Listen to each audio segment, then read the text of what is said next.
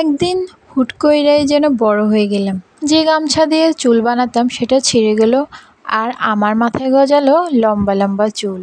এরপর টের পেলাম লম্বা চুলে আর ছোটবেলার মতো মজা লাগছে না।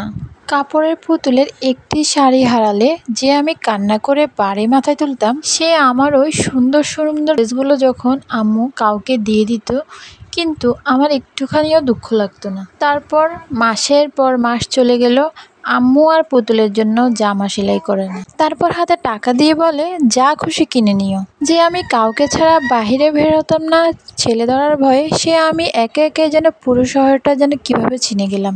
এরপর একদিন ঘরে বড় আয়োজন হলো।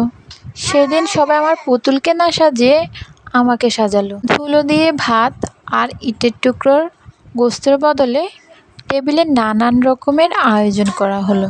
বউ সাজ দেখে আম্মু কাঁদো কাঁদো গলায় বলল, আমার মেয়েটা কত বড় হয়ে গেল। সেদিন বুঝলাম ছোট আমির বড় হওয়ার স্বপ্ন পূরণ হলো।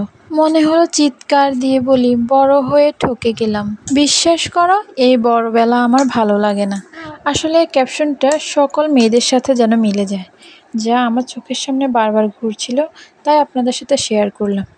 নিজের সাথে